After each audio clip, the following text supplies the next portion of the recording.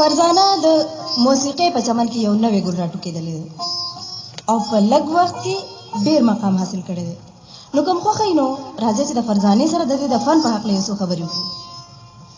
نو راځئ فرزانه.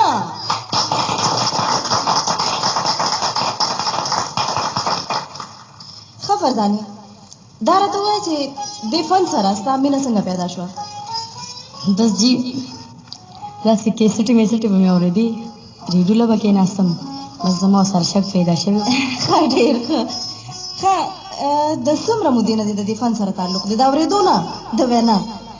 بس داسې څه 6 کاله کېږي. ښه ښه، یعنې زما دا خبره ټیک ده چې ته د فن د میدان ته نوې نوې راغلی. جی نو د دې فن سره ستا خانداني تعلق دی او که نه شوقیه فنکار یې؟ شوقیه فنکار. فرزانې جی یو تپوس درنه کولی شم؟ وکړه. هسې ما دا وي چې ته واده شوې که نه؟